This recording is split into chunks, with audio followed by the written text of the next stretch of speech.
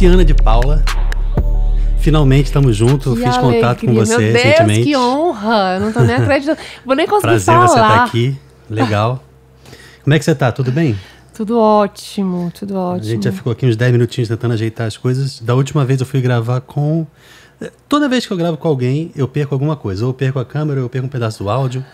Aí agora eu fiquei vendo, não, estou gravando direitinho, porque agora eu tô com 3 câmeras. E eu ainda pedindo pra você ver o melhor ângulo, né? Não, mas você tá maravilhosa aqui, tá tudo bem. Mas você é da comunidade Novo Caminho. Isso. E eu não conheço, apesar de estar aqui em Fortaleza há um tempo, só fui deixar um dia desse lá. A gente tava falando agora. O Davidson fez uma apresentação lá. Isso. E eu tinha que deixar alguma coisa com ele para ele levar para o Rio, porque eu sou do Rio e aí tem meu estúdio lá com o pessoal. Aí você estava dizendo que você conheceu o André, né? Conheci o André, maravilhoso, maravilhoso, mora no meu coração. Um beijo para ele. E você não chegou a entrar lá? Não, eu entrei um monte de gente e tal, aquela coisa, festa, pessoal entrando e saindo. Eu achei legal a comunidade, um clima legal, rolando um som e tal. Movimento bacana. Quero conhecer. Eu ainda te convido demais. Conheço. Você tem que ir lá conhecer a nossa capela. Eu já tô no Novo Caminho há 23 anos. Caramba, é mesmo? Mas você não tem isso tudo? Eu não vou te revelar a minha idade. Você tem o quê? Eu não vou te dar esse gostinho. Pois é, eu entrei recém-nascida, praticamente. Então, a comunidade tem 27, eu estou a 23. Uhum. Então, foi onde eu me criei, né? Sim. Meu lar, né? Minha casa. E eu tenho um carinho muito grande. E a gente cresceu junto, né? A comunidade vem crescendo, vem naquele tempo de Deus agora, de vocacional, né? De discipulado. Todo ano tem? Primeiros consagrados. Sim, né? Funciona igualzinho o Shalom, outras comunidades. Todo ano tem um vocacional. A partir de agora. Isso. A partir de agora? A partir de agora. Porque não tinha Não isso? tinha. Então só quem era da comunidade, 4 anos. como é que era? Entrava e pronto? Entrava, ficava ali no grupo, perseverava no seu grupo, começava a servir. Aí quero consagrar e pronto.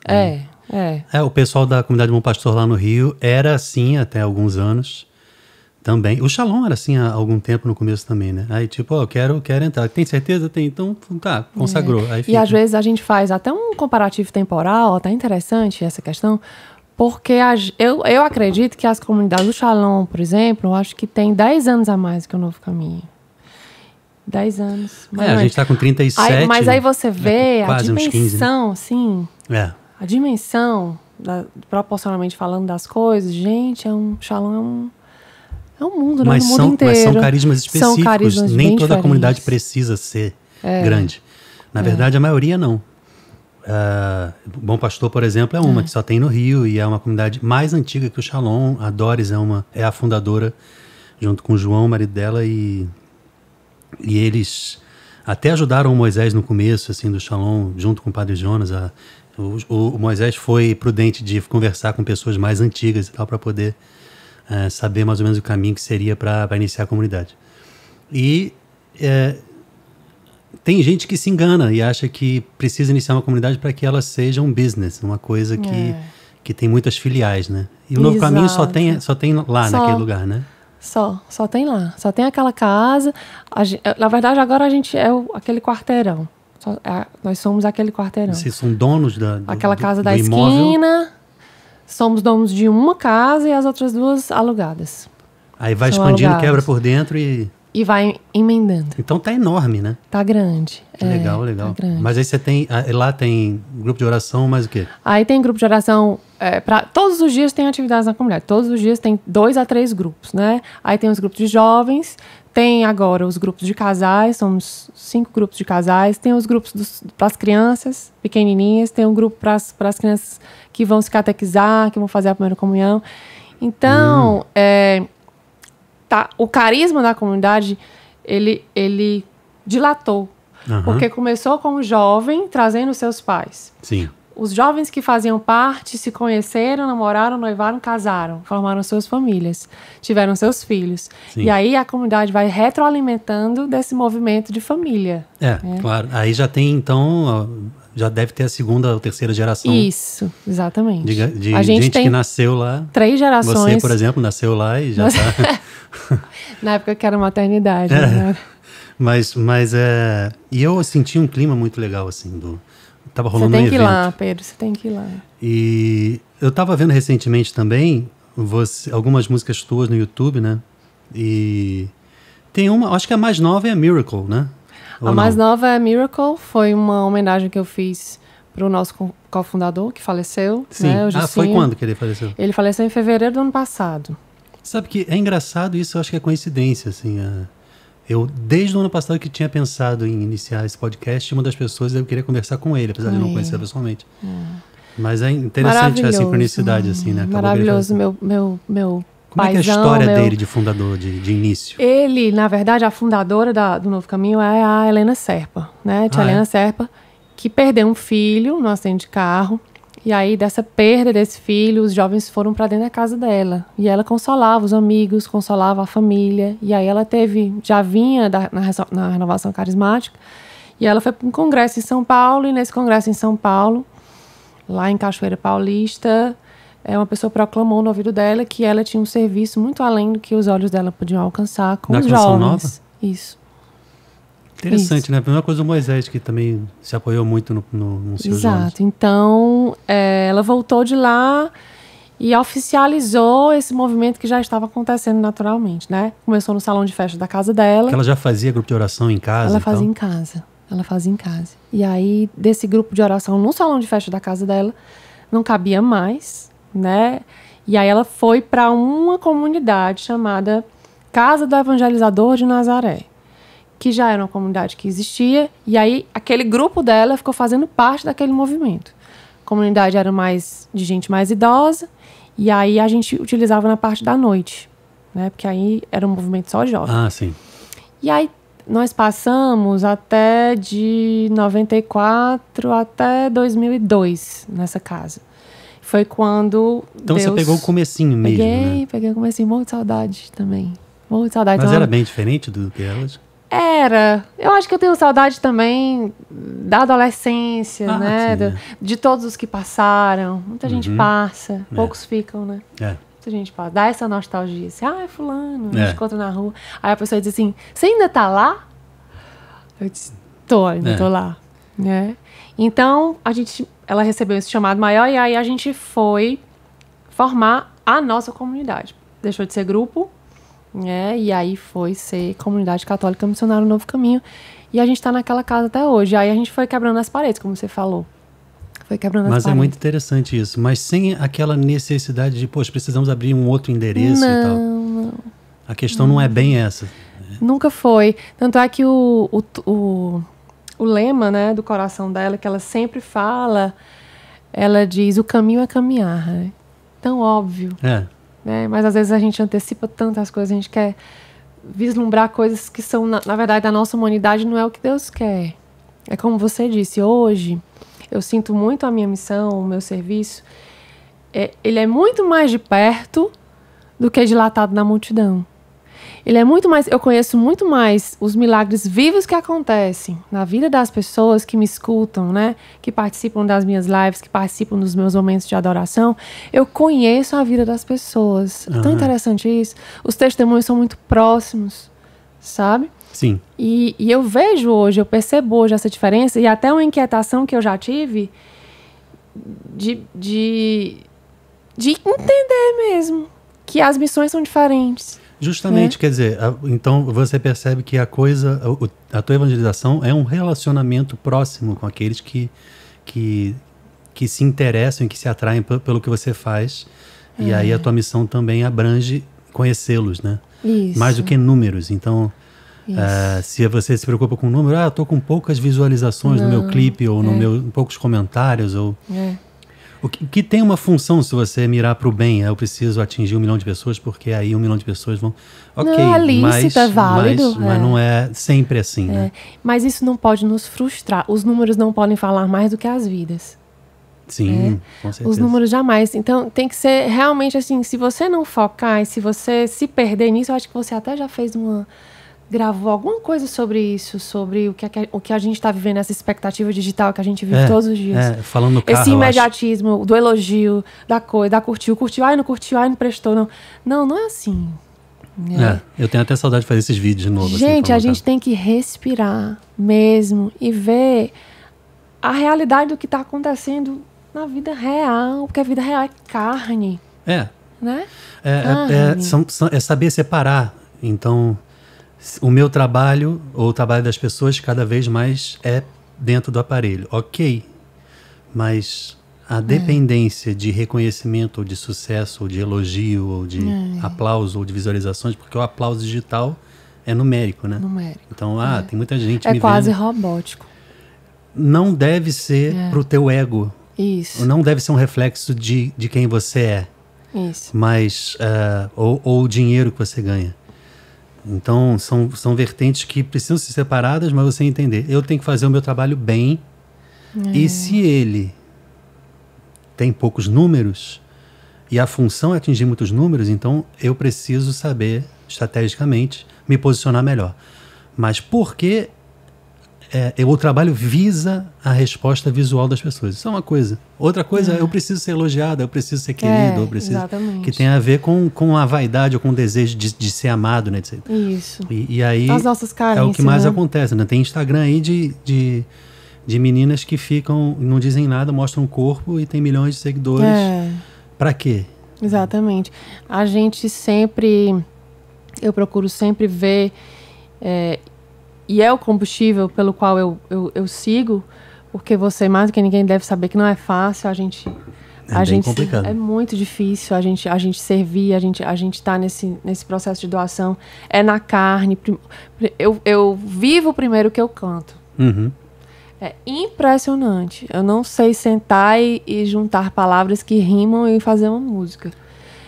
Eu fecho meus olhos, as lágrimas caem, porque eu vivi aquela letra que... Isso é essencial, a unção, né? Eu tava falando isso com o Rio de Fábio, não sei se você viu a última vez que eu conversei com ele aqui, e eu tinha perguntado a opinião dele sobre o que é que ele diz ser unção, porque às vezes as pessoas confundem, e eu mesmo já confundi muitas vezes.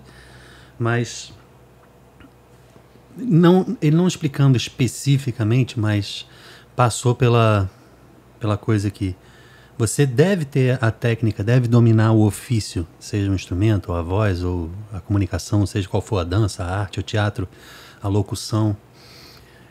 E a espiritualidade não descarta a parte técnica, mas a parte técnica sem espiritualidade, no caso de artista cristão, não é completa, porque a gente faz só a mecânica da coisa, mas a gente precisa levar o evangelho. E para levar o evangelho, você precisa viver o evangelho, para acreditar naquilo. Então, é uma coisa que parece meio mágica, né? É sobrenatural. Mas é porque Deus fez a gente assim. A gente tem intuição, a gente tem a capacidade de entender que existe o Criador, existe algo acima de nós. Né? Então, esse invisível precisa ser exercitado, né? Por nós. Você falou uma coisa muito interessante. Eu estou num momento agora que é exatamente Deus tem me pedido para desbravar mais. O que é esse desbravar mais? É exatamente o que você disse no tocante a se colocar de uma forma diferente. Porque a missão também ela tem ciclos.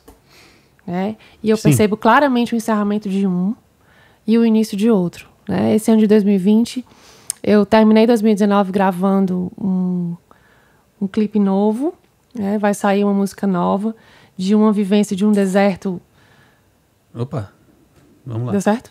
Eu acho que sim, tem um no break aí. De uma vivência de um deserto de solidão.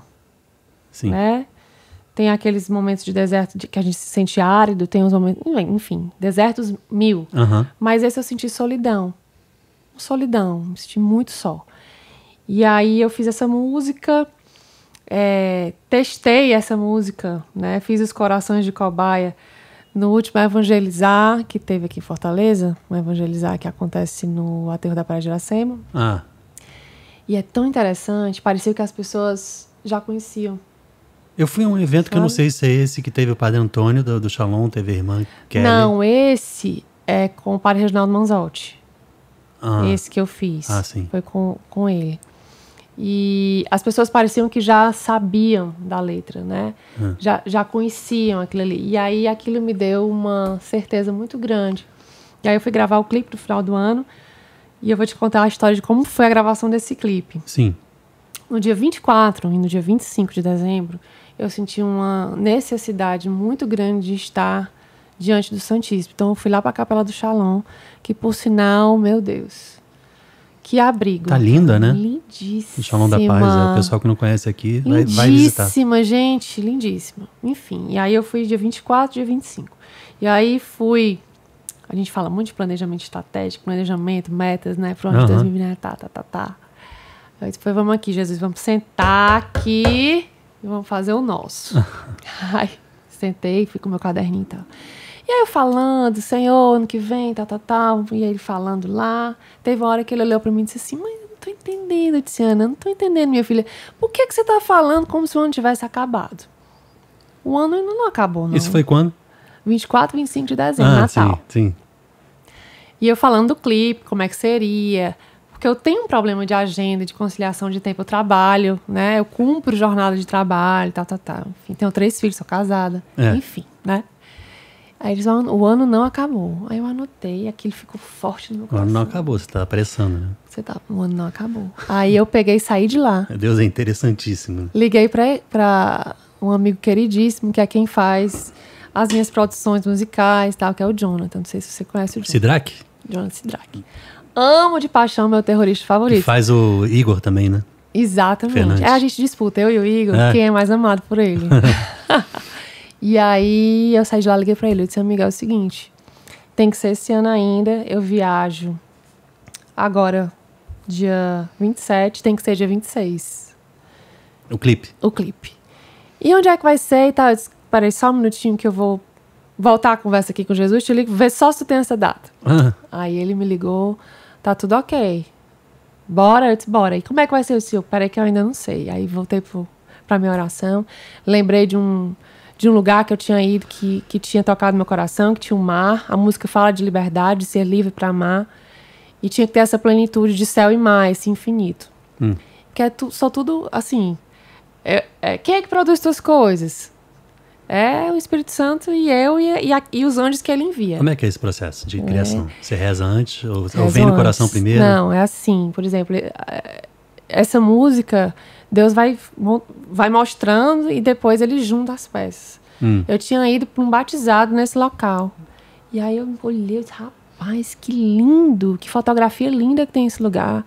Dá um clipe lindo aqui e tal. Falei com a dona lá da casa.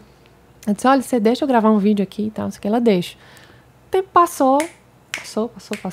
Eu na correria do meu dia a dia, tendo que gravar esse clipe. Nada dava certo, não dava certo gravar. Aí... aconteceu desse negócio, desse momento de oração, e eu liguei pra mulher da casa. Eu disse, olha, dá pra gente gravar aí, quinta-feira? Ela disse, dá. Foi assim. E aí o processo de criação foi muito dessa questão do infinito, dessa questão, pega imagens da água batendo nas pedras, porque significa essa lavagem que Deus faz nos nossos corações. É assim, amigo, o Espírito Santo vai soprando intuitivamente no meu coração e eu vou acolhendo. E esse clipe é qual o nome? Pois é, não sei. Você pode até me ajudar? Mas sabe por que eu tô perguntando? Que você falou da casa e eu tava vendo o Miracle e ele tá num lugar bonito. Eu não sei se é essa mesma casa. Não. Aquele locação de clipe é tudo. Olha, o lugar é tudo num clipe, viu? Porque, sim, gente, incrível. Aquele lá ficou tão maravilhoso porque remeteu, inclusive... Eu tava indo pra missão dos Estados Unidos, né? Aquela música. Remeteu, inclusive, aos tijolinhos de Boston. Deu todo aquele clima, né? Aquele lá no restaurante, aquele clipe. É aqui em Fortaleza? No Moleskine. Bonito o lugar, lá né? em cima tem um sótão. Tem umas poltronas, tem aquele pianão. Tem todo um clima e tal, Exatamente. assim. Caramba, que lugar legal. Então. E aí você fez a produção com o Jonathan para uma musical? Fiz. E o vídeo quem faz pra você? Foi eu, o Jonathan e o Marquinhos, que é quem tá fazendo os vídeos lá. É edição nós também? Três. Nós três. Nós três e Deus. Aí a gente teve uma tarde maravilhosa, o dia tava lindo. Eu vivencio, assim, o sabor da providência. Eu acho que quem tem na vida o prazer e a graça de saborear a providência de Deus em tudo, na oração, em Deus falar, na confirmação das pessoas, sabe? Sim. A missão se faz nisso. E se não tivesse esse contato com a fé, com a escuta de Deus, qual é o sentido de você fazer música cristã? É você se sacrificar para ter pouco retorno financeiro e não vai a lugar nenhum, porque você ninguém é rico nesse mercado. Na verdade, muitas vezes a gente paga para cantar. Ah, é. Né? Paga para estar. Se você for botar na ponta do lápis mesmo, você gasta muito mais. Né?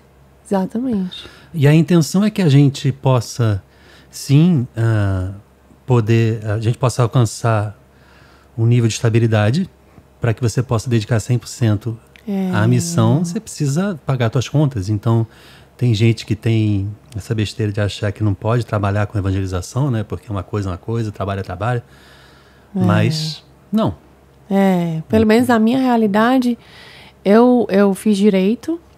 Você se formou em direito, você trabalha com isso também? Eu trabalho, eu fiz direito e com 22 anos eu passei no concurso. Eu colei grau e fui embora. Fui embora para Brasília. E aí eu já estava noiva, né, e tal, aquela coisa toda. Fui embora e depois de 3 anos eu voltei para Fortaleza. Então, o trabalho, ele para mim, hoje eu entendo, o trabalho é até o sustento dessa missão. Porque eu tive muito esse conflito. Já tive muita vontade de pedir uma licença não remunerada, já tive muita vontade de viver da missão. Mas eu também entendo que eu preciso evangelizar lá.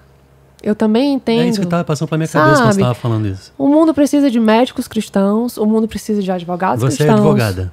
Sou. Sim. O mundo precisa de tantas profissões, gente. Cientistas cristãos. Eu estava pensando justamente quando a gente estava falando de produção, de contratar gente de áudio, de vídeo para fazer, e a maioria é de fora da igreja porque sim. Sim. As pessoas da igreja ainda não estão muito avançadas nas técnicas profissionais, e a gente acaba buscando gente de fora. E não é ruim. Na verdade, é importante que a gente que já teve a experiência com Deus possa agregar essas pessoas e ser exemplo, e ser testemunho. Olha, eu vou te dizer uma coisa. O meu encontro com o Jonathan, nós somos pessoas completamente diferentes. Completamente diferentes.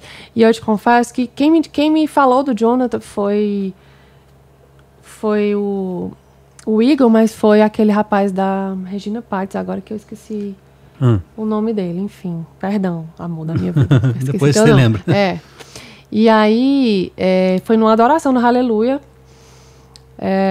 O Santíssimo passou, todo mundo em silêncio e tal. E depois eu tava ali no pé do palco, procurando alguém para gravar. E aí a pessoa, eu adorei o Jonathan e tal, vai lá. Quando eu olhei, eu já falei com isso pra ele. Eu disse, meu Deus, é um terrorista, ele é um terrorista. Por causa da feição dele, do rosto? O Instagram todo preto, assim, sabe? Eu nunca vi o Instagram dele. Aí eu disse, mas eu vou lá. Olha, Pedro, eu vou te dizer, é um irmão que eu ganhei. Eu ouvi falar que ele é super gente boa. Ele é maravilhoso, maravilhoso. Eu disse pra ele, olha, eu te julguei pela tua capa, mas ajeita essa capa, porque tu não é isso aqui não. Né? Mas aí atrai outros. Né? Exatamente. E aí, o que eu queria reforçar é que ele, totalmente fora desse meio, foi gravar, a gente gravou o CD Nasci Pra Te Adorar, e nós tivemos momentos de oração lindíssimos, dos dois sentados, chorando, sabe? Chorando, depois da exaustão, assim, de trabalhar junto e tal, e ele dizer que aquela música tocou profundamente, e que o coração dele foi tocado. Então, gente... o Igor falou também que ele acabou se aproximando, assim, das coisas de Deus através da música. Exatamente. Então, esse é o caminho mesmo. Eu, por exemplo, sempre fui músico e minha família sempre foi da igreja. Só que existe uma diferença entre você nascer com família católica e você ter uma experiência autêntica, né, com Deus. Então, sempre fui à missa, sempre comunguei, sempre tudo, blá, blá, blá, nunca faltei. Tá? Mas eu fui ter uma experiência de verdade, espontânea, individual, marcante, diferente, na fase adulta da minha vida, depois que eu entrei pro Shalom. E não se compara, né? Você entrou lá no Rio? No Rio, em 2004, finalzinho, eu comecei a frequentar e tal. E foi através da música, um amigo meu falou. Isso eu estava tocando no mundo e tal, do pagode, já tinha feito outras coisas e tal. Aí depois, quando eu encerrei, eu desisti de persistir nessa história de formar uma banda e tentar fazer sucesso ali. Eu, cara, é muito disputado e já tô numa idade assim, já estava com 24, 25 anos, chega, porque eu vou ficar velho e vou ficar duro aqui, eu preciso trabalhar. Mas, ao mesmo tempo, um amigo meu falou, você me ajuda então a tocar com o pessoal do Shalom, num coral que eu estou formando lá, para poder fazer uma cantata de Natal. E que a ano partir que foi? Foi 2004, se não me engano, ou foi 2005. Eu sei que em 2004 eu já estava assim, perto, já tinha visto umas peças do Shalom, então não me lembro direito o ano, mas eu acho que foi 2005. Aí, logo eu fui tocar teclado, ajudar o pessoal a ensaiar as vozes e tal. E um pouquinho depois já me puseram no Ministério de Música. Através da música, do dom que Deus me deu, confiou, foi o caminho que ele traçou para que eu também pudesse me aproximar dele, né? Então, isso que eu digo, eu sou aquele cara de fora.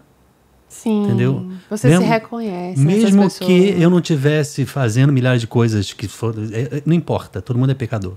Mas é importante quem está fora ou dentro, e não importa pecado, quem está fora, você dizer, olha, aqui é legal também, entendeu? E as pessoas, elas têm um pouco de medo, ou um pouco de resistência quando ouvem a falar de Deus, né?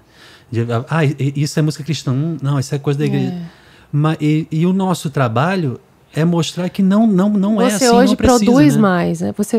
Você produz mais, não é isso hoje? Eu produzo música para quem quiser, o artista. E esse trabalho que você faz com o André, ele fica lá no Rio, aí como é que porque a gente abriu o estúdio no Rio, na verdade eles tinham um estúdio lá no Rio Mar, que existe ainda, só que depois a gente formou uma sociedade, eu, ele e o Guga, o Gustavo Essinger, que é o baixista, e a gente abriu o nosso estúdio, que a gente chama de A Fábrica, né? A Fábrica Produções.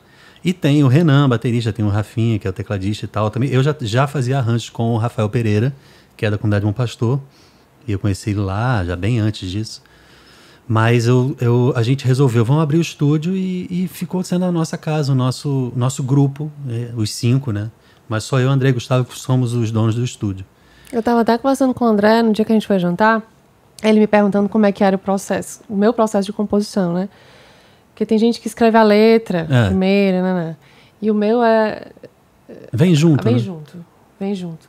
E eu até brinquei com ele que tem um piano na minha casa, eu não toco bem, mas só toco na escala de dó, porque não tem sustenido, nem bemol, nem nada. Engraçado isso. E aí eu disse pra ele que Deus é tão maravilhoso, que ele transforma aquela escala de dó em tantas músicas diferentes. E aí eu faço o básico, na minha harmonia, né? Esses são só os primeiros acordes, só pra pessoa ter uma noção mesmo. Chego lá no Jonathan, assim, com o básico, e aí ele vai... Muda o tom e ajeita e tal. Mas geralmente a música fica ou baixa demais ou alta demais, né? Porque... Isso. Que aí não tem. Não, o bom é você não se limitar. Se você só sabe tocar em dó, mas se você só fizer músicas que a tua voz se encaixe naquela altura... Exatamente. Todas vão ficar muito parecidas. Isso. Ainda mais que é dó maior. Faz uma em menor, não sei. Então usa um lá menor. Né? Exatamente. Então é importante você variar um pouquinho para poder abrir um pouco o leque. Eu vou fazer com alguém.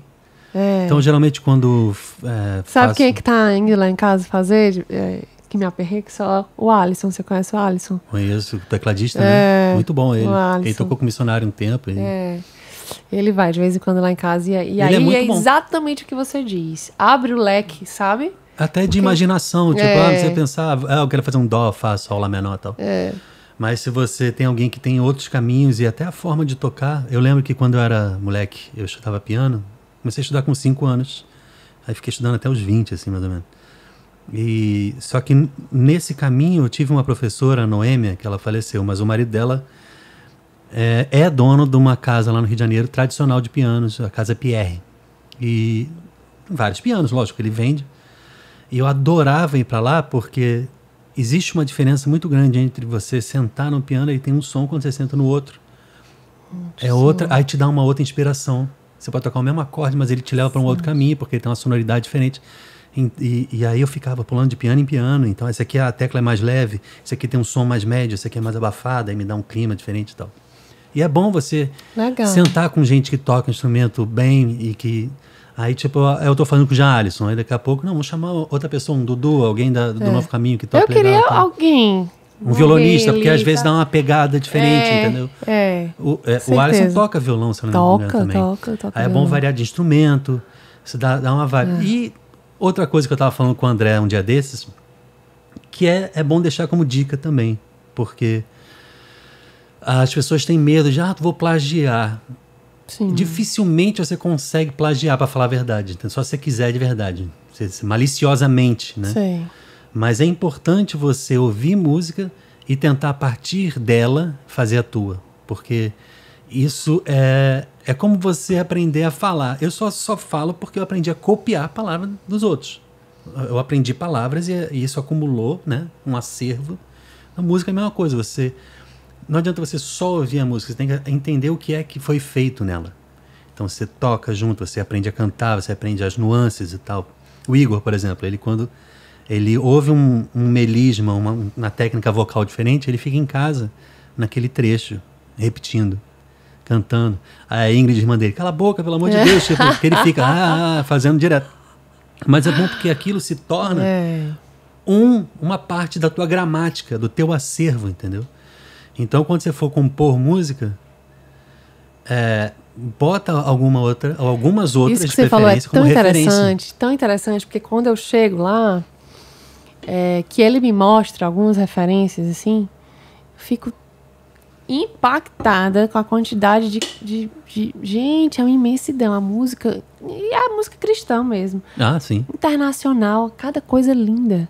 Né? Cada coisa, eu fiquei... nenhuma delas é original, fala a verdade, porque todas são cópias de outras, na verdade. Eu fico assim, é uma infinidade, realmente. Mas e não dá pra gente parar de ouvir.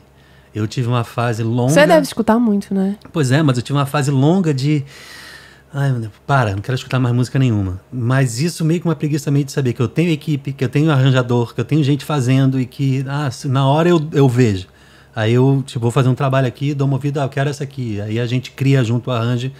Mas não é positivo. Certo é você, pelo menos, estar a par do que foi lançado de importante. É lógico que, por exemplo, o mercado americano tem uma centena de coisas que lança toda semana. Não dá para você saber tudo e nem precisa. Mas os top 20 do Billboard. Você tem que saber, né? Estou falando de música americana, mas você pode ver música brasileira ou qualquer outro. Sabe, porque tem novidade ali. E esses caras, eles não fazem qualquer coisa, entendeu? Sim. Desde da escolha dos profissionais, dos instrumentistas, a forma de tocar, as referências. Eles pegam umas 10, 15 músicas diferentes para poder ter várias referências e nascer uma nova. E é lógico que tem inspiração do compositor e não é só entendeu? Não é... em geral, por exemplo, no sertanejo, o pessoal tem feito muito isso, grupo de composição. Exatamente. Eu tenho um amigo que é casado com a Ana Clara. Não sei se você conhece a Ana Clara, apresentadora do Viver pela Fé, que era o Ítalo, né? Sim. O Ítalo, ele faz parte tem um grupo de composição e eles se reúnem, vão para São Paulo, e aí sentam, fazem tipo uma convenção, né? Para poder... Exatamente. E tal, e dali saem sucessos nacionais que o pessoal canta e... Mas as tuas músicas é só você que compõe ou você já pensou em fazer... Ou pegar a composição dos outros para gravar? Pronto. Os 2 trabalhos que eu fiz foram sozinha, né? Compondo sozinha. Você tem 2 álbuns e os 2 foi você sozinha. Sozinha. Mas eu tive uma experiência muito interessante, inclusive com o Alisson. A gente fez uma trilha sonora para a Paixão de Cristo, né? Foi uma experiência de compor né? Diferentemente da que eu te disse que é a genuína minha. Então, assim, sentar, tá aqui o texto, tá aqui os momentos, você vai compor música para a cena da crucificação, você vai compor música para a cena do cego de Jericó, você vai compor uma música tal. Foi uma experiência riquíssima, sabe? Um aprendizado e tanto. Então, a gente sentou na minha casa. Uma peça toda, né, sozinho. Sentou na minha casa. Eu gosto de sentar no chão, sentei no chão, ele ficou no piano. Eu, a Babi e ele, e o Magno, que é quem escreveu, né, o roteiro da Paixão de Cristo, lá da gente. E foi uma experiência incrível, porque o Espírito Santo agia em parcelas e quando juntava, dava uma canção. Soprava aqui, soprava aqui, soprava aqui. É incrível a gente viver isso, né? Com certeza. Tem um grupo de composição que a gente faz de cada 5 anos para o Shalom, né? Que é para os álbuns de comemoração. Aqueles álbuns que vocês fazem, A gente fez o último 35 anos, vai fazer agora... Ano que vem já vai compor para 2022 lançar, que é o 40 anos. E eu tive essa experiência no Shalom 30 e no Shalom 35. O Shalom 30 eu compus e gravei voz. 35 eu também produzi. Então a gente compôs, eu pude gravar vozes também e produzi o álbum. Mas, e é engraçado essa pedagogia de Deus comigo, porque eu vou subindo escadinha. Se eu tivesse pego a produção no 30, talvez eu tivesse ficado desesperado. Mas da composição em si, é muito bom você estar com gente que você ama, num lugar como a diaconia, numa capela, autoridades ali que podem te ajudar a emergir na oração de uma maneira bem consistente, apropriada, e emoções e tal. E a partir daquele clima, dentro da oração, a gente começa a tocar um instrumento e a música nasce. E aí, lógico que foi dado um direcionamento antes, a gente precisa fazer músicas disso, isso. Agora a gente vai fazer, por exemplo, a gente vai fazer o Glória. Então a gente já sabe que tem um caminho, ou vai fazer o Santo, ou vai fazer o Kyrie. Então, mas incrível, olha.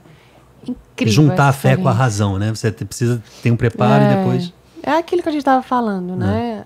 Você une a técnica, né? Você une aqui, mas você tem que elevar a sua espiritualidade ao máximo. Deixa eu só ajeitar essa técnica. Eu já tô aqui, né? Daqui a pouco não, é sem querer, todo mundo faz isso. Todo mundo faz isso. É porque também esse microfone fica no rosto, as pessoas ficam meio assim, querendo falar do lado. Mas pode falar. Enfim, eu vou colocar meu nome na lista tríplice da sua... Da minha? Dos escolhidos, né? Acho que você escolhe gente hoje pra gravar. Você não grava todo mundo, né? Não, é quem quiser, na verdade. Não é... Não sou eu que escolho. Eu tô te deixando em maus lençóis, você vai cortar essa parte? Na verdade, muita gente acha que eu só faço artista do Shalom. Eu achava que você só fazia Shalom. É interessante, até o pessoal da fábrica, junto comigo, a gente tem...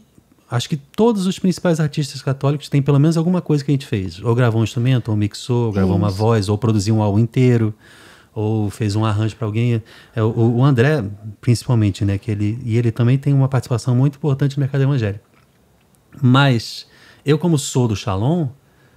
acaba puxando, acaba que eu vou fazendo todos os artistas praticamente, né? Com exceção de um ou outro que é mais específico. Por exemplo... o Alto Louvor, que é swingueira, então aí eles fazem lá, e é óbvio, porque é mais específico lá da área deles. Mas faço de fora, canção nova, a gente... Quem quer gravar com vocês, por exemplo, se a gente fosse produzir uma música juntos para esse ano e tal, aí como é que é esse processo? Vocês teriam que ir para lá, aqui, como que é? Com a internet e com o WhatsApp hoje em dia, você pode ver toda a distância. A única coisa é a parte de gravar a voz, porque você pode gravar no teu endereço, mas é bom que tenha um cuidado, que tenha alguém para dirigir bem, que tenha uma boa estrutura, uma aparelhagem para captar bem, entendeu? E é possível, mas se for de qualquer jeito, a voz chega ruim. Mas a gente pode, por exemplo, você mora aqui, aí você quer fazer comigo. Aí você grava teu voz e piano, teu voz e violão. E aí, a música tá pronta. Vem cá, Tiziana, deixa eu só dar uma mexida aqui. Você não acha legal, em vez desse refrão ser assim? Legal. Aí a gente só deixa a música prontinha antes de começar. Aí tá todo mundo em concordância. Muda essa nota aqui, ok. Aí a gente vai fazer o arranjo. A gente começa a gravar a partir das referências que você também pensa pra música, daquilo que a gente pensa, e a gente sempre conversando, né? Então o papel do produtor musical mais importante é esse, ser o mediador com o artista e com a equipe. E aí botar a coisa para acontecer do melhor jeito possível e com a visão de que, não, desse jeito aqui vai dar certo. Aí a gente começa a gravar e tal. Quando o instrumental tá pronto, você ouve, gostou? É isso mesmo, né? Não sei, não, mas acredita. Muitas vezes acontece isso, entendeu? Né? Não, mas será que... não, esse caminho aqui pode ter certeza. E às vezes não, a gente muda também quando a pessoa tá pedindo um detalhe ou outro. E aí, ela já tinha mandado uma voz guia e tal, né? A gente fez em cima da voz... Aí, grava a voz. Você quer ir pro nosso estúdio? Não sei, blá, blá, blá. Então, não, eu gravo aqui.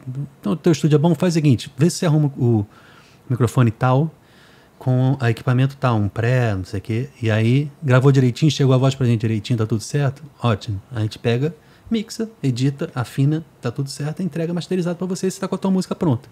Então, qualquer um. E acontece muito, mas eu passei alguns anos da galera achando que eu só fazia pro Shalom, porque... faz parte da minha identidade também como membro de comunidade, né? Assim, eu sou da obra, mas eu sou criado no Shalom, as pessoas têm o Shalom como referência. Você conheceu a Cibele no Shalom, não? A Cibele é minha esposa. Você conheceu no Shalom? Sim. Claro que você sabe que é minha esposa, né? Eu entendi a pergunta agora. Eu conheci a Cibele, sim, no Shalom. Na época do Missionário Shalom, que ela era backing.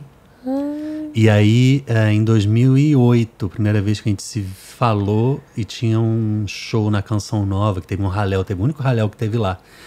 E aí depois a gente nos falou mais em 2009, vi de novo aqui no Aleluia de Fortaleza, e ela foi pro Rio, em missão. E aí a partir de lá, a gente construiu uma amizade e tal, conviveu muito, e um ano e pouco depois, aí a gente começou a caminhar e namorou. Muito legal, junto, muito legal, muito legal. O casal tá junto em missão, muito importante, né?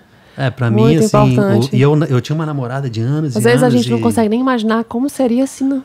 Como seria? Porque tem muitos casais que vivem uma realidade diferente. Exatamente. Muitos, e eu tinha só isso. Só a esposa, tá? Só o esposo. Né? Eu tinha isso, e a minha namorada, na ocasião, ela não gostava. Eu já tinha levado uma vez ou outra, ela nem de igreja e tal. Aí eu comecei a sentir que aquilo, por mais que eu gostasse da pessoa, não era o que Deus queria para mim, nem era o que eu queria mais. Então eu comecei a pedir a Deus, me ajuda, me mostra o caminho. Eu já estou há tanto tempo com ela que eu não consigo pensar. Não sabe nem como é que seria. Como é que faz? Eu não tenho coragem. Não, peraí, vamos terminar. E aí Deus foi apresentando maneiras e mostrando que a coisa está na mão dele mesmo. Até que chegou um momento que, na verdade, foi ela mesma que... Não, é melhor a gente terminar, cada um foi para um lado. A gente tem vidas diferentes hoje. E pouco depois, a minha amizade com a Cibele já estava assim, bem próxima. A gente começou a caminhar uns meses depois e tal. É muito bom. Eu também passei por essa experiência de ter um namorado antes do meu esposo. E aí tem uma hora que não tem pra onde ir mais. Porque você, né? Não tem como você viver dois caminhos, né? E eu louvo a Deus demais. Mas ele era da comunidade. É uma bênção. Eu levei. Ah, sim. Eu levei. Mas ele assim, não é impossível. Se a pessoa... Se ele é um homem reto, um homem de Deus, um homem que vive o batismo isso, dele. A gente tem que desmistificar. Acho que a gente começou na conversa falando sobre isso. Desmistificar que quem tá fora é pior, ou não existe isso, gente. Às vezes a pessoa tem um coração até melhor. Às vezes só não foi dada a oportunidade. Não, tem pessoas justas, retas e que não precisam tanto quanto a gente. Exato. Eu falo sempre isso. De uma experiência próxima, assim, né? Porque eu preciso estar. Com certeza. E achar que é mérito nosso, que a gente é melhor porque a gente rezou mais tempo e tal. Nada. A gente não tem plano de milhagem para chegar no céu, não. Não é mesmo. E isso é uma coisa que a gente precisa toda vez relembrar. Tipo, a gente põe no Shalom tal no pescoço, e quantos irmãos, infelizmente, eu vejo que começam a pensar, agora eu sou alguém. Porque tem a ver com um buraco que tem na própria pessoa, da identidade dela, tem uma necessidade de se afirmar e tal. E que, por um lado, é natural, a gente se identifica com aquilo que a gente faz e com o título que a gente ganha.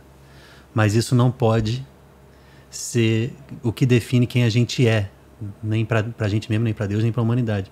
Mas aquilo que a gente faz e o nome que a gente tem, o doutora Tiziana, que isso não seja algo que define quem você é, nem te dê um valor a mais do que aquilo que ele tem. O seu valor não esteja aí no título, né? Porque o valor do trabalho tem, mas não é um valor de identidade ou de indivíduo. Todo ser humano é de valor imensurável.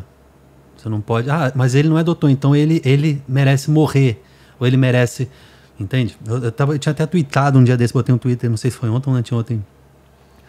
Eu não sou contra animais, não. Eu, assim, adoro a natureza, só que, assim, a gente se comove com vídeo de cachorro abandonado na rua. Mais do que... E a gente não quer dar R$1 para um filho de homem. Né? A gente tem pena de filhote de cachorro, mas não tem pena de filhote de gente, né? E o que é que leva a gente a não ser compassivo de verdade com os seres humanos? É porque tem muito? Eu não entendo isso, né? E é uma coisa que a gente vai deixando acontecer sem querer. Tipo, não, vai comprar droga. Isso é uma desculpa que a gente dá pra gente mesmo pra não dar dinheiro. Como é que você sabe que o cara vai comprar droga? Ele tá morrendo de fome. Ele com certeza tá numa situação pior do que eu. Eu tô dentro do carro. Ou tô dentro do ônibus. Tô dentro do Uber, seja o que for. E ele não tem nem uma roupa direito. Vai dizer que ele não precisa daquele dinheiro? Precisa, né? Então, tem a parte social, tem a parte espiritual. A gente tem que saber separar as coisas também, mas é importante atender as duas, né? A gente tem um filtro de indiferença muito grande no nosso olhar. Muito grande. Pelo medo, pela insegurança, a gente foi internalizando os sentimentos que favoreceram que a indiferença realmente sobressaltasse, sabe? Eu percebo muito isso. Percebo em mim mesmo. É uma frieza, né? Tá tudo tão... Você olha a desgraça que acontece, e aí você olha, você se comove. Mas às vezes... De novo, né? Mais uma vez. E aí o coração da gente vai... E é uma coisa muito interessante, quando eu fui estudar comunicação, uma das primeiras aulas que eu tive, o professor falou, telejornal tem um formato único para todos. Ele mostra as desgraças, né, os casos de polícia, os casos de morte, os casos de saúde, os casos internacionais, termina com esporte, Sim. Fecha o jornal e você fica feliz de novo. Você esquece. É uma forma de você meio que esquecer aquilo e não ficar deprimido e tal. Eu não acho muito honesto isso.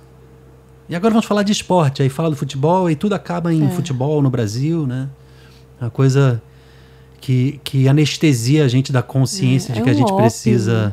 Porque tá tudo dentro daquela caixa, daquela TV, não é mais caixa, né? Eu que sou velho, mas da tela. Nós somos. Assim, mas tá tudo ali, então é distante, entendeu? E a humanidade tem essa tendência, por exemplo, na internet. Você tem coragem de falar atrocidades para alguém num Twitter, no Instagram? Comentar coisas que você não falaria pessoalmente. No carro, por exemplo, eu não sei se tem essa capa. Você quando tá no carro, alguém te fecha, seja por querer ou sem querer, a gente buzina, a gente xinga, a gente corre atrás, a gente fica com ódio, uma vontade de matar. Salta do carro e faz isso pra você ver. Você não tem coragem. Então o que é? Porque aí eu tava vendo um podcast que eu acompanho nos Estados Unidos, o Joe Rogan, que ele fala, eu acho que no carro acontece muito uma parte do cérebro, por mais que você esteja aparentemente relax, dirigindo, ouvindo seu sonzinho, tem uma parte do seu cérebro que ela tá altamente ligada, porque a qualquer momento, se você errar, você morre. Isso. Então, quando alguém te fecha, você... você toma uma reação. Aí você fica com ódio, que eu podia ter morrido aqui, rapaz. Só que, na verdade, você precisa exercitar e educar essa parte. Você não tem que ficar profanando, murmurando, xingando, buzinando, correndo atrás. Impressionante a mudança de certos seres humanos no trânsito. Impressionante. Impressionante. Não, eu até ando rápido, mas eu, por exemplo, eu me policiei a não usar mais a buzina, nunca mais. A não ser que seja uma situação de perigo. De alerta. Então a pessoa vai bater em mim, ou a pessoa precisa prestar atenção, ou olhar pro carro. Mas para reclamar. Como impaciência, não, né? Não uso. Tipo, o sinal abriu, ninguém se mexeu. Dá um toque. Mas não para reclamar, é diferente, porque aí tem uma função a gente só usa a buzina para reclamar, realmente. Cara, e quando eu me mudei para Fortaleza, eu fiquei assustado com a quantidade de gente que usa buzina. As pessoas usam mais buzina do que usam o carro em si. E agora com a história do celular, que a gente anda sem olhar pra rua, mas... sem olhar. E aí você tá aqui, o sinal, você reza pro sinal fechar, né? Porque, eu quero pra dar uma olhada aqui. Fechou, ai, tá fechado, graças a Deus. Olha a loucura, né? Fechou. Aí você olha aqui, aí o sinal abriu. Você não nota que o sinal abriu, porque você tá aqui falando, pé, né? Obrigado, eu tava precisando dessa ajuda mesmo pra poder... Valeu, você vai ouvir e agradece. Mas eu tenho uma teoria ao contrário. Eu, quando tô andando, eu percebi que tem uma lei de Murphy que paira sobre mim, que é o seguinte. Quando eu quero... Você quer que o sinal abra? Começa a ler mensagem. Todos os sinais estão verdes e eu não tenho mais onde parar até chegar no endereço. Aí eu já deixo assim um SMS, alguma coisa aberta no WhatsApp, e o negócio começa a abrir. Tá, cheguei no endereço. Pra mim é o contrário, nada fecha nunca. Ai, gente, mas é muito interessante perceber isso. Você desejar que o sinal feche, realmente nós estamos doentes. E eu tava percebendo ontem, foi ontem, eu tava andando, tava achando todo mundo muito lento. Eu, cara, o que é isso? Não é nem domingo. Quanto mais pressa você tem, mas era eu que estava agitadíssimo. Mais elas são lentas. Porque você tá no processo. Eu preciso tomar um frontalzinho aqui para poder... Meia bandinha só. Não, porque eu tava assim, cara, tá tudo muito lento. Não é só eu que tô muito agitado, né? E o mundo tá... Você tem 3 filhos. Qual a idade? Quais são as idades? Tenho 3 filhos, 12 anos. São 2 meninos e a menininha no meio. Então, o Mateus tem 12, a Maria Beatriz 8 e o Thiago 6. Sim, A Cibele 12, foi catequista 8 e do 6. Mateus. Ela foi catequista algumas vezes em alguns anos. Ela foi do Mateus, do meu mais O velho. pessoal gostava dela leva jeito pra saber. Ele até hoje fala nela. Então, é uma... Quando eu tive o terceiro, eu achei que... Eu fiquei esperando o tempo das coisas se acalmarem. Assim, sabe, de voltar à marcha, assim, de dar uma reduzida, sabe? Voltar para a segunda marcha. Quando eu me dei conta de que não ia voltar, eu disse, não, gente, é assim, agora é assim, né? Mas é um ritmo bem gostoso, porque os meus filhos são crianças calmas. O de 12 tem uma rotina diferente, né? Porque o de 8 e de 6 são mais parecidos. O de 8 e de 6 são mesma rotina, né? Assim, eles são muito próximos, eles brincam juntos, ele tem um relacionamento de paridade que eles não têm com o mais velho. O mais velho é o herói deles. O Mateus, para eles, é a referência deles, né? O meu irmão mais velho. Do meio, como é que é o nome mesmo? Maria Beatriz. Maria Beatriz. Então, ficam os dois pequenos e o Mateus mais já na pré-adolescência, né? Já com aquela palavrinha tédio bem frequente no vocabulário dele, né? Tudo é um tédio e tal. Mas são crianças maravilhosas, eles muita gente pergunta como é que eles sentem muita falta. Eu escuto muito as pessoas falando isso na minha vida. Como é que é? Você se ausenta muito. Como é que é isso e tal? E eu digo pra eles que os meus filhos já me conheceram assim. Mas você se ausenta muito? Você tem muito show, muita coisa? Não, é porque a minha rotina... a minha missão não é de show. A minha missão é a missão do dia a dia. Por exemplo, eu conduzo muitas adorações, né? Esse carisma adorador tem se infiltrado muito dentro da minha missão. Sim. Você dá pregações também? Aí tem pregações, tem as formações, nos retiros. Durante a semana, eu tenho minhas reuniões na comunidade. Eu tenho a minha rotina de missionária dentro do Novo Caminho, né? Então, uma vez por mês eu conduzo a adoração, eu conduzo ali também no Santo Inácio, eu contribuo muito com a Noite da Misericórdia do Padre Eugênio. Então, eu realmente... Tem muito o que fazer, claro, né? Tem muito. Mas é todo dia? Não, porque eu barro. Porque se deixar, fica, né? E aí a minha igreja doméstica também não pode né, sucumbir, né? A minha igreja doméstica tem que... Mas como é que é a rotina deles? Saem do colégio e ficam com quem? Aí eu tenho uma pessoa maravilhosa que trabalha lá em casa, que me ajuda, né, a administrar os horários, porque tem o colégio de estudo de manhã, mas aí tem o balé, tem o inglês, tem o futebol, né? E aí eu me divido com meu esposo, um leva, outro pega, e aí a gente se encontra no grupo, ou hoje eu não posso porque eu vou conduzir em tal lugar, eu vou sair direto do trabalho, hoje eu vou gravar. Então ele me ajuda demais. Porque na verdade eu tenho 3 expedientes, né? Acaba que fica, né? Porque tem o trabalho. Tem o trabalho que eu tenho que cumprir 7 horas por dia, faça chuva, faça sol. Tenho a flexibilidade de cumprir não numa jornada fixa, que isso me ajuda demais, porque eu posso chegar, são 7 horas corridas da hora que eu chegar. Sim, pelo menos, então. Então me ajuda muito, né? Porque vai gravar... Por outro lado, se você chega muito tarde, você sai muito tarde, atrapalha o resto do dia, atrapalha. Né? Então mas é basicamente fixo, porque tem que estar naquela faixa de horário. Tem que estar naquela faixa, mas ajuda muito. Uma hora pra cá, outra hora pra lá, ajuda demais. Porque aí gravo de manhã, eu passei 6 meses gravando um quadro na TV Cidade, no programa da Ana. Então a gravação era no dia X, horário X. Você conhece o Ricardinho lá da TV Cidade? Ricardo Matos? Não. Que é marido da Bárbara, é amigo nosso aqui de Fortaleza, ele também toca no Shalom, mas ele é da TV Cidade. Ele trabalha lá? E aí tem o projeto Toda Mãe Precisa de Oração, que já tem 4 anos, o projeto vem crescendo, a gente começou uma reunião com 10, 15 mulheres, hoje a nossa reunião mensal tem 500 mulheres, 600 mulheres. Caramba, tá enorme. Então, tem me tomado muito, porque aí é direcionamento espiritual, é formação de serviço, enfim. Eu acho que o artista católico, né? Se puder, se possível, precisa ter essa habilidade de também fazer pregações e conduzir adorações para não ficar só naquele primeiro cantar, nível, né? Porque quando você toca a pessoa através da música e tal, mas Mas é importante ouvir o evangelho Tão falar. interessante, né? Que as pessoas me convidam muito por esse caráter oracional mesmo. Porque durante o show, quando é um show mesmo, você não vai fazer uma pregação.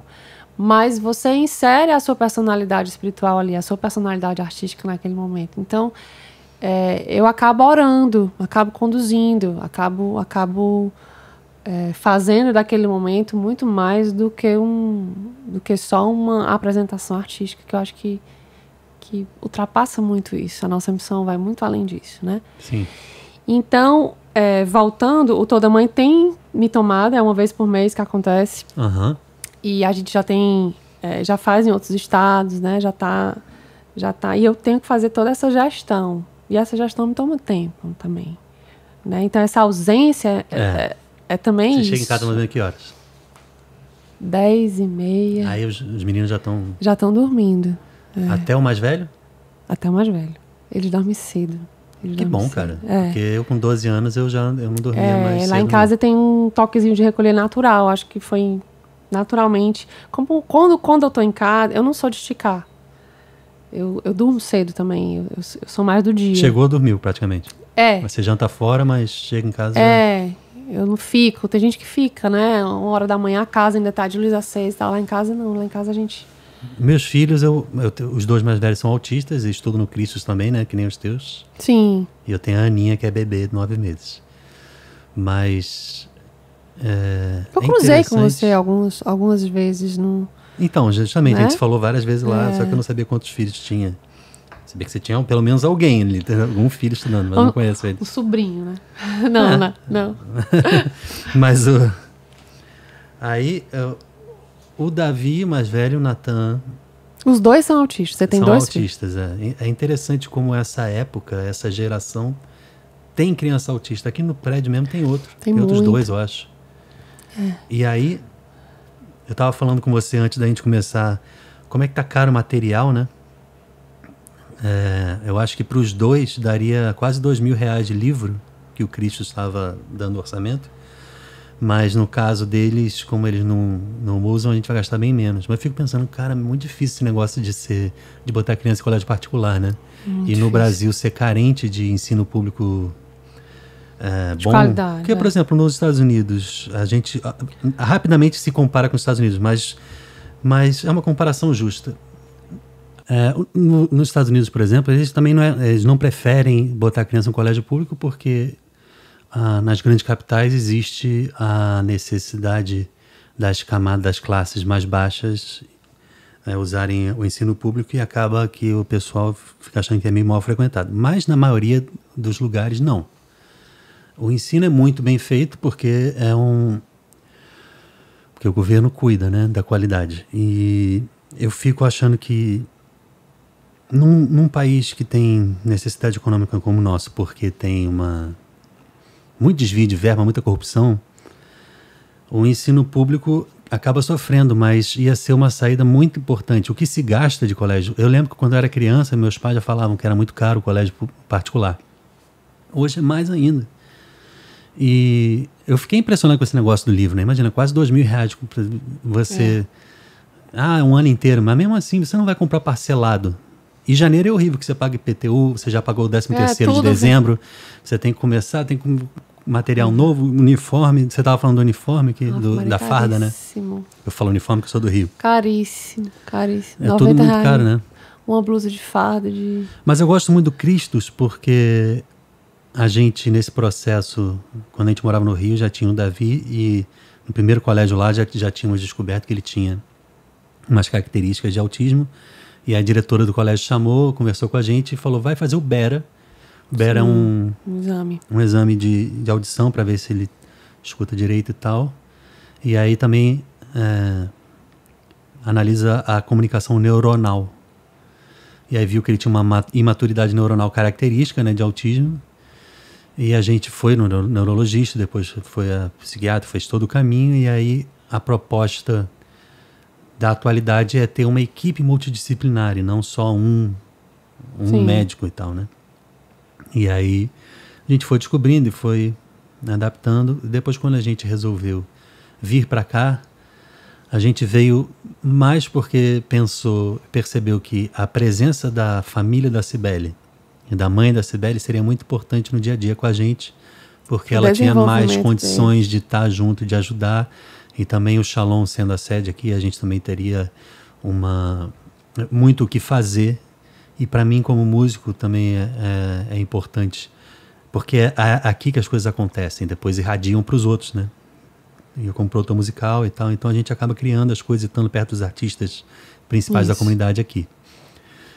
E, mas aí a gente teve que mudar de equipe, achamos outros profissionais, tem um pessoal que faz o ABA, da equipe, eu não sei se é Imagine ou é Imagine, não sei qual é a língua, mas é porque está escrito do mesmo jeito, né? Mas o pessoal muito bom. E aí a gente hoje tem a fono, tem a terapeuta ocupacional, eu tenho o psicólogo que cuida do ABA, né? Que é esse sistema de terapias para as crianças.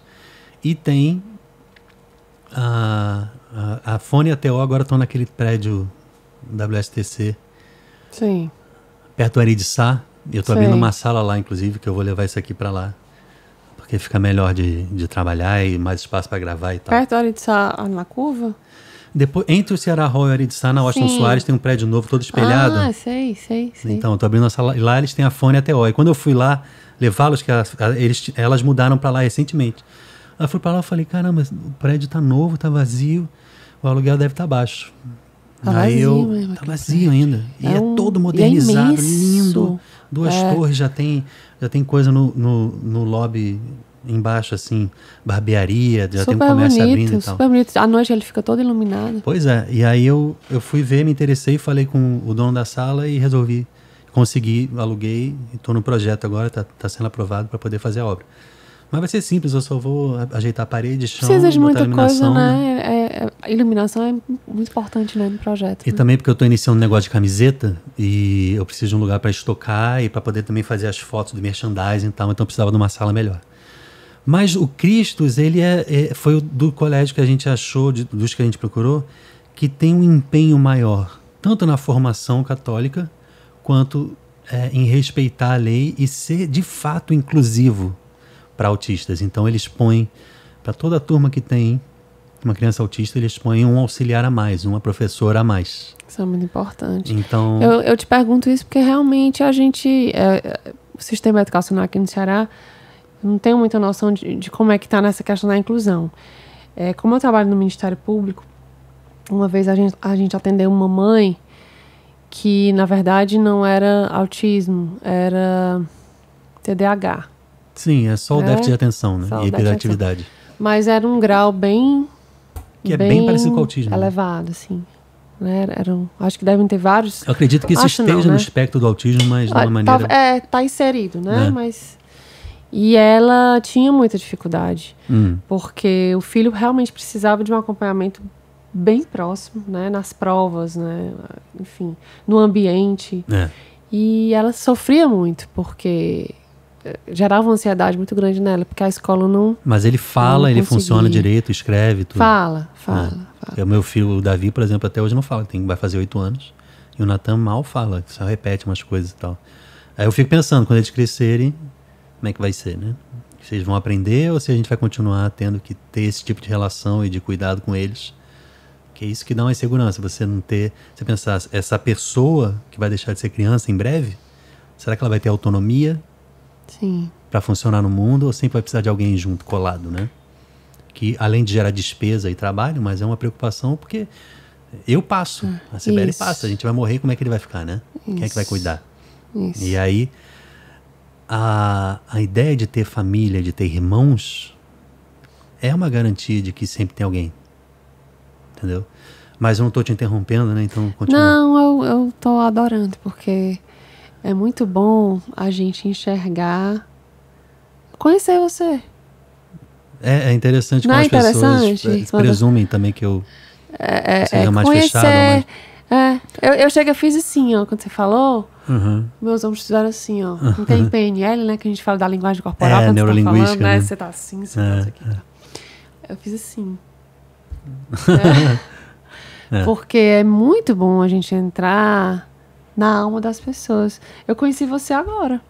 Pois é, e isso é uma coisa que eu tenho dentro de mim, que eu peço toda noite por eles quando eu vou botar na cama. E para autista, rotina é muito importante. Então, sabe o Marcos Mion, que tem um filho autista, ele fala isso. Você segue ele? Você vê as coisas que ele Sibeli falou? segue, eu vejo muita coisa através dela. Mas, e ele falou uma vez uma coisa que me deu uma paz e me deu um alívio muito grande. Que a gente viajou em família, fui eu, minha esposa e meu filho mais novo. O mais velho, o Romeu, que é autista, ele não foi. As pessoas acham que é injusto, que é crueldade, que é maldade. Mas o Romeu precisa da rotina dele e prefere não viajar. Então, para ele, é muito mais legal não ir. É Romeu, qual a idade? O do Marcos Mion, né, que é o mais velho. O seu. O meu é Davi, Natan e Ana. O Davi tem 7, vai fazer 8 em maio. O Natan vai fazer 5, não, 5 já tem, vai fazer 6 em julho. E a Aninha tem 9 meses, vai fazer 1 ano em março. É uma bebezinha, né? E por ser menina, é mais possível que não seja autista e não me apresenta, ao meu ver, nenhuma característica mesmo, não. Já o Natan, que a gente nem precisou fazer os testes, porque é mais novo que o Davi, a gente já tinha experiência do Davi, a gente percebeu que ele tinha lá umas características e aí a gente depois já começou a fazer o tratamento e foi confirmado depois que sim. Agora a gente tem um neuro para eles e tal, mas o Dr. André Cabral, muito bom. Clínica, esqueci eu já o nome. ouvi falar nesse Ele é muito médico. bom. E ele... Agora a gente tem que dar remedinho, por exemplo. O Davi precisa de um remédio para dormir, porque ele tem uma hiperatividade grande e se você...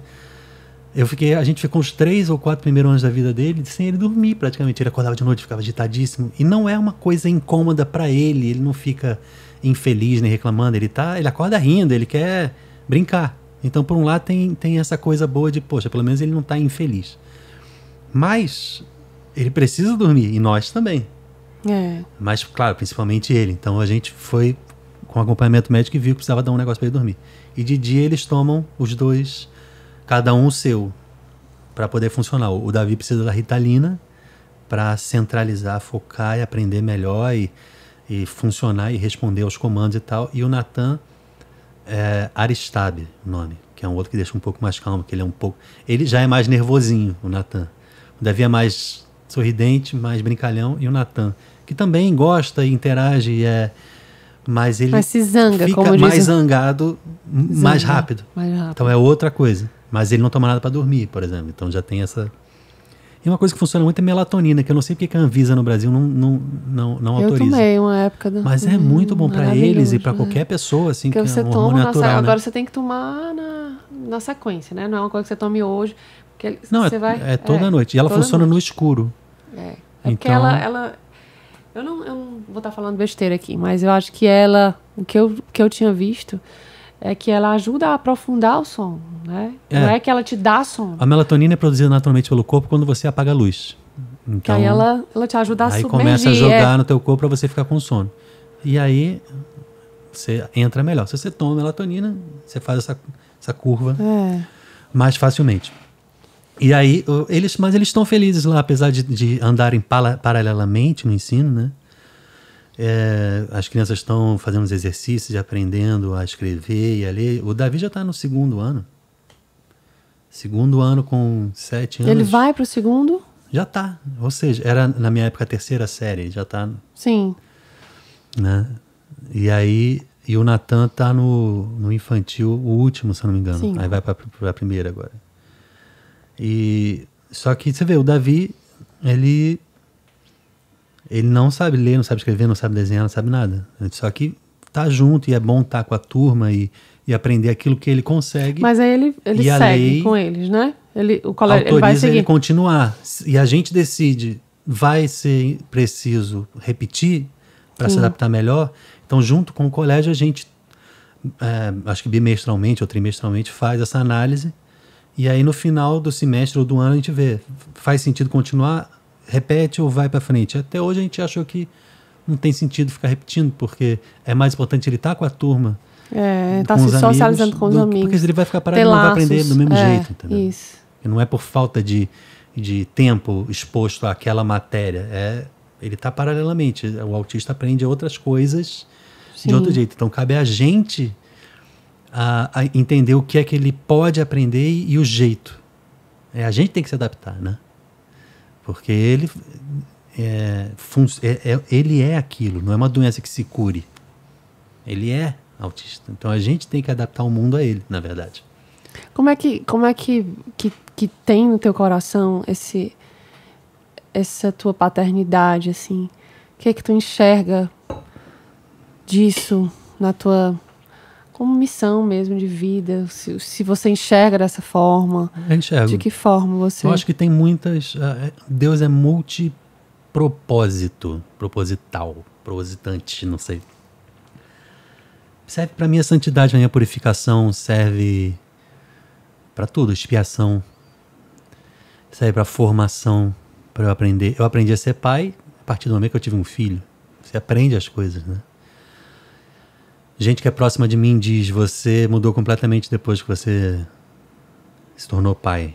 Eu acho que eu não mudei, eu passei a ser quem eu já seria e só estava numa época anterior que eu não precisava exercer e me portar e hoje eu preciso, né? Então eu fui sendo mais eu mesmo. E vocação é isso, né? Tanto, por exemplo, num carisma, numa comunidade, ou num trabalho, ou na família, você está vivendo aquilo que Deus já planejou, já está na tua identidade. Então você é mãe, você é advogada, você é cantora. E eu sou músico. Eu fui aprendendo que eu não sou só tecladista. Deus tinha reservado para mim outros níveis, outras camadas na arte, na música. Eu não sou só católico, Deus reservou um carisma específico para mim, mesmo que eu não esteja consagrado, eu vivo dentro do âmbito que me é possível. E eu sou pai, e assim como eu não sou só batizado e tenho um carisma específico, eu não sou só pai, eu sou pai de crianças especiais. Sim. E tem vantagens e desvantagens, não vou dizer que seja uma coisa triste, um lamento, não. Por exemplo, por um lado dá menos trabalho também. Enquanto que eu teria que estar, vamos dizer, não que soe de uma forma cruel ou egoísta, mas eu com um filho de 8 anos não autista, eu teria que estar fazendo um monte de anos de dever de casa. Milhares. Eu não faço. Você tem um filho de 12, um outro de 8, uma outra de 8. E um de 5, né? E um de 6. Que 6. Já faz tarefa também. Pois é. Quantas vezes você tem que sentar e ensinar matemática, português, inglês? Não que seja ruim, é ótimo também. Nós estamos falando de diferenças. São coisas diferentes. São coisas diferentes, exatamente. Eu queria que meu filho aprendesse o esporte, aprendesse jiu-jitsu, que eu gosto de fazer, aprendesse inglês. E em relação à música, eles adoram música, têm maior facilidade, mas eles não têm condição de aprender e tal, né? Mas eu até pensei, vou botar o Natan, vou botar o Davi numa aula pra... A gente tinha musicoterapia. E eles iam lá, mas mais ficavam brincando do que de fato a música fazendo efeito. Nem mexendo direito no instrumento, eles ficavam mais só andando pra lá e pra cá. Então eu pensei, por enquanto não tá. Mas pode ser, por exemplo, ultimamente eu tenho visto o Davi muito mais presente. Então eu acho que vai chegar um momento que eu posso pôr no jiu-jitsu e numa aula de instrumento, porque ele vai saber interagir e aprender a função mais do que até outro dia. Porque ele era meio aéreo, assim. Tava só querendo viver aquilo que interessava, mas hoje ele tem capacidade. E é um resultado do crescimento físico dele, mas também do tratamento, das terapias, do remédio. Então, todo um conjunto, né? Você não vai atribuir um sucesso ou um fracasso a uma pessoa ou uma coisa só. Tudo é um conjunto e você vai vendo o resultado acontecendo. E no Natan também, super musical, vive cantando, vive repetindo, assim, aprendendo, repetindo as músicas e tal. A Aninha também, que é a mais nova, qualquer som novo, um comercial, alguma coisa, ela já olha pra ver e tal. E eu tinha isso quando era criança. Eu comecei a estudar piano porque desde os 2 anos meus pais contavam que quando eles iam em restaurante tinha música assim, que eu parava e ficava do lado do pianista. Aí chegava na mesa, cadê o Pedro? Aí eu olhava pra trás, eu tava ali. E aí eu gostava tanto dessa coisa do piano que compraram o piano, puseram lá em casa e eu... Você tem irmão, José? Eu tenho uma irmã mais velha, 1 ano. E aí o cara, um piano. Aí eu ouvia o comercial, ia lá e tocava. Antes de começar a aprender piano, eu já ia mexer. Nossa Senhora. Aí a gente começou junto. Não mesmo. E você vê que são duas pessoas praticamente da mesma idade, criadas no mesmo lugar, só que cada uma tem uma identidade. Sim. O Davi e o Natan, que são dois autistas, são opostos. As pessoas são diferentes, mesmo que sejam gêmeas, né? Eu não sou gêmea, mas assim... A minha irmã e eu começamos no mesmo dia a estudar piano. E desde o começo já cada um foi para um lado. Ela não levava jeito mesmo. E eu fui indo. Lá em casa eu tento inserir, mas a gente percebe qual filho traz. Tem um que tem... Eles são completamente diferentes, mas o Matheus eu tentei colocar na escola de música. Aí perguntei pra ele qual era o instrumento que ele queria fazer e tal, aí já não sabia. Mas ele já levava o jeito, assim? Tinha não, alguma... eu botei ainda antes de saber se tinha jeito ou se não tinha jeito. E aí botei e tal. Porque a minha mãe me colocou no conservatório, eu fiz conservatório desde pequenininho, eu entrei acho que com 5 anos. Você estudou o quê? Eu estudei piano, né? Ah, então você é pianista, poxa. Não, só em dó. E aí eu lembro que era de manhã, fazia lá no Conservatório Aberto Nepomuceno, ainda tem ali na Avenida da Universidade. E aí de manhã eu tinha aula de canto, aula de teoria musical, teoria 1, 2, 3, para fazer os ritmos, aprender a ler partitura, aprender a escrever, tal. Eu detestava. Detestava. Era 7h15 da manhã, eu morava longe, a minha mãe tinha um carro. Sabe o carro, um Escort na época, você lembra desse carro? Claro. E ele fumaçava o radiador esquentava. Você não botava uma água, não? Eu nunca vou esquecer. Olha, eu acho que o trauma da minha aula de piano foi o Escort, porque o carro esquentava, quando chegava na reitoria da UFC, aquela fumaça. Nossa, vai de táxi, né? Pelo amor de Deus. Enfim, já era a fumaça branca subindo no meio da rua. E aí eu chegava naquela aula, já minha mãe reclamando no carro. Enfim, sucesso. A minha mãe, quando eu era pequeno, eu tinha uma aula de futebol de salão no Clube do Flamengo, lá na Gávea. E era cedo. Eu lembro que era tipo, eu tinha que chegar lá às 7h30, eu acho, se não me engano. Então, minha mãe também já era cantora e não dormia muito cedo e tal. Aí ela tinha que acordar cedíssimo. Sei que ela começou a inventar uma técnica que ela já me botava pra dormir praticamente com a roupa, entendeu? Então aí eu dormindo, quando acordava, eu já tava com a meia do Flamengo, ela botando o que chute, aquela chuteira lá. E aí eu sempre acordava assim, não sei, aí eu nem lembro se ela me escovava o dente ou se a gente tipo, ia daquele jeito mesmo, penteava o cabelo e tomava uma água e pronto, né? Mas eu não me lembro de tomar café, eu acho que eu só comia depois, eu não me lembro disso não, assim, vai soar cruel, né, crueldade. Mas assim, a gente se adapta do jeito que dá. E aí eu lembro que a minha mãe tinha um Fiat 47, é o carro antigo e ruim, mas tudo bem. Anos 80, eu sou muito velho. Tinha um pequeno e tinha um comprido. Fiat 47 é aquele hatchzinho e tal, né? E aí, meu pai tinha um Chevette. Nossa, assim, né, moderníssimo. Aí, eu lembro de uma cena da minha mãe botando a gente no carro, eu no carro só, aí dando ré na garagem, bate numa coluna, porque a pessoa tava dormindo, né? E ela fez isso umas 3 vezes, assim, eu não sei se depois meu pai começou a me levar. Eu nunca levei jeito pra esporte, cara. Você tem jeito de esporte, de jogar vôlei, fazer balé. Fiz balé. Tem altura pra isso tudo, Fiz balé, né? Joguei vôlei. Fui meia, fui ponta, adorava jogar. Você tem um jeito mesmo, você tem corpo de atleta. Adorava. Você jogou muito tempo? Joguei no Cristos. Tem mão de atleta também, tipo de jogador de vôlei. A Sibeli adora vôlei, apesar de não ter altura pra isso. Mas elas, toda semana tem os amigos, ela, a Bia. E aí, eu falando, não sei porque que eu lembrei desse carro agora. Eu morri de rir agora lembrando desse carro. E aí eu ia pras aulas e tal. Aí fiz meu conservatóriozinho. O resumo da ópera, eu não gostava na época. Talvez pelo modus operandi que a coisa acontecia. Né? Fumaça branca, reclamação, lá, cedo. Eu não coloco meus filhos em horários que eu esteja louca agora. Não faz bem, Mas você também acorda cedo, então... acordo cedo. Então, hoje esses meninos, eles têm tudo nas mãos, né? Assim, e olha o que a música se tornou pra mim. Sim. Depois, né? Então, eu agradeço muito a insistência da minha mãe naquele período. Não, você não vai sair. Você vai terminar. Você estudava só piano? Não, tinha aula de banda. Bom pra lidar com música, né? Aprender a ler. Né? Então, você aprendeu a ler partitura? Aprendi. Isso é bom. Hoje eu não sei mais muita coisa. Eu também não. Eu estudei também um pouco, mas eu sei pouco. Mas enfim, é bom. Bom, né? E eu não tinha a menor ideia de que hoje a música ocuparia esse espaço que ocupou na minha vida. Não tinha pretensão de... Eu ainda tenho uma dificuldade quando as pessoas dizem, ela é cantora. Eu não sou cantora. Eu não se considera cantora. Você é tecladista? Eu sou, mas eu sou músico em primeiro lugar. Tá vendo? É diferente. Porque eu acho que cantar Tanto que eu não faço mais show praticamente. Então, assim, hoje eu trabalho com produção musical. Acho que tem uma diferença do missionário, daquele que está a serviço através da música, do que o cantor. Eu acho que tem uma diferença. E você, por exemplo, você grava aquilo que você compõe.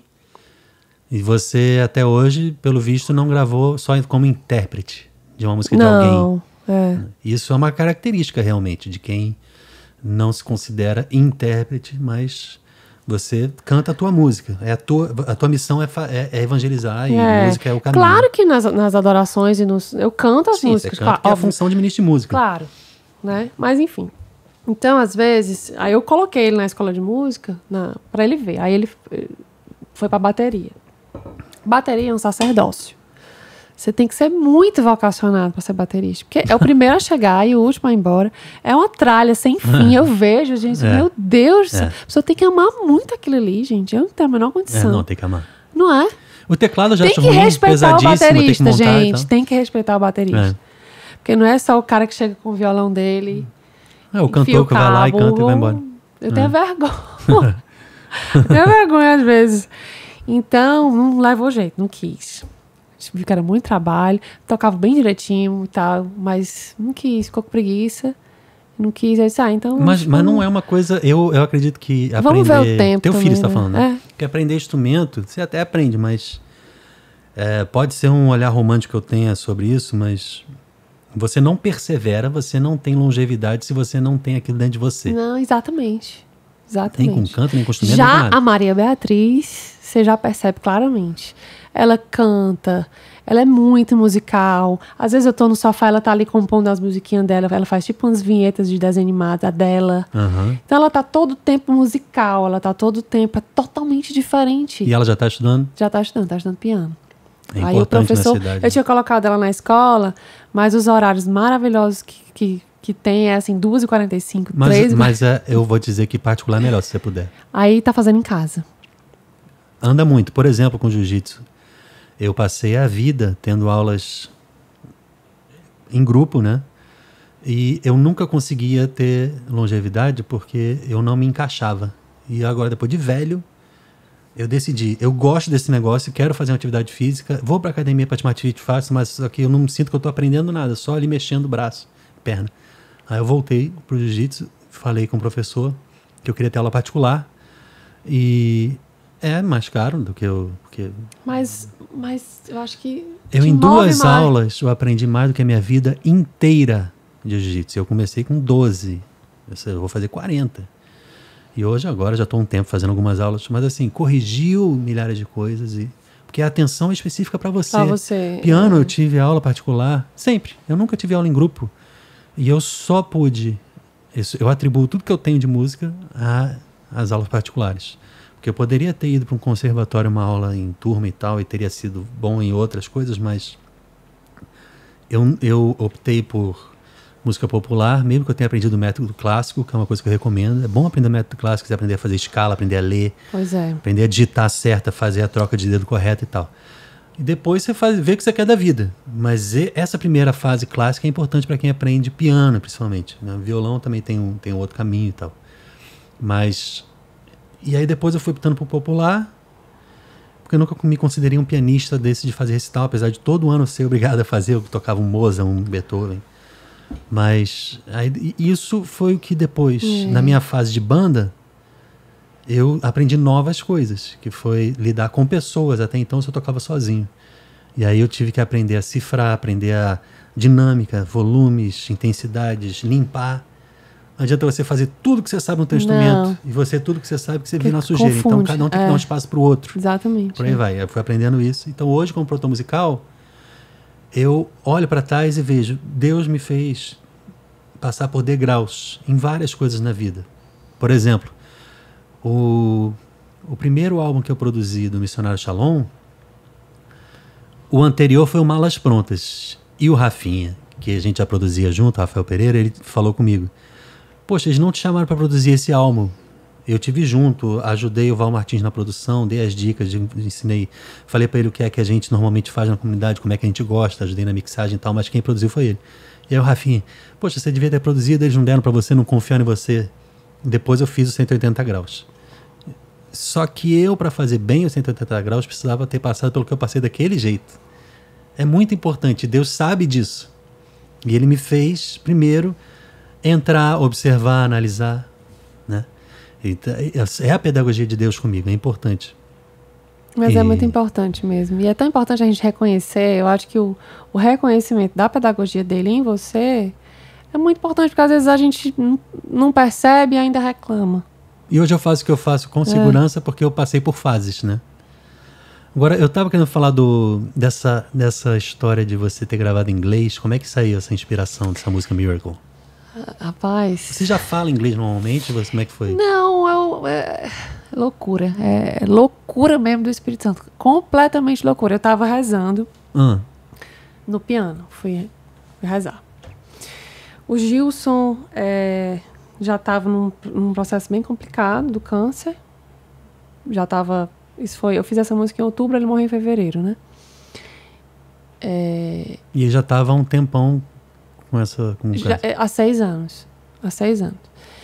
E aí ele gosta muito da cultura americana, respirava muito a cultura americana, é super fã de futebol americano. Inclusive, eu não sei se você viu que o marido da Gisele Bündchen é aquele jogador de futebol americano, Tom Brady.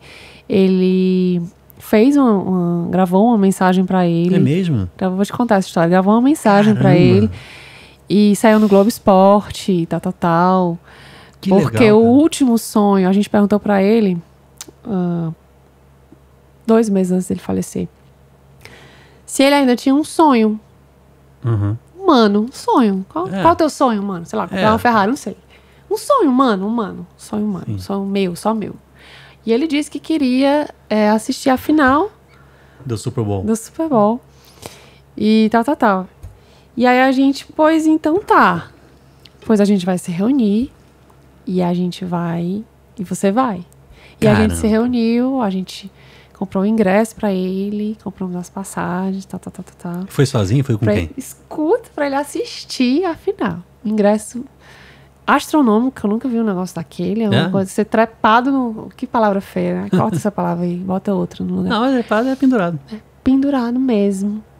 Vendo de binóculo, é um valor astronômico. Mas vamos lá. E aí, tudo certo. Ele tem uma infecção, tem que se internar. E aí, não foi. Né? Ele não foi? Não foi.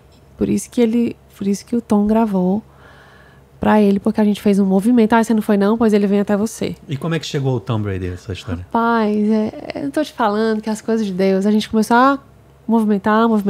Quem é que conhece a gente na Globo, quem é que conhece a gente não sei aonde. E aí o fulano fala com o cicrano, o Beltrano, chegou uma pessoa que morava em Boston, que conheceu a Gisele Bündchen, e pronto. Desse jeito. E aí o cara grava pra ele. Vou procurar essa matéria no YouTube. Procura. E aí o cara grava pra ele, tal. E aí, enfim, voltando, eu tava rezando por ele, que ele tava tinha tido... era o último protocolo de químio que podia ser feito, não tinha mais o que fazer. Era o último. E aí eu fui rezar. Quando eu fui rezar por ele, literalmente eu comecei a rezar em línguas.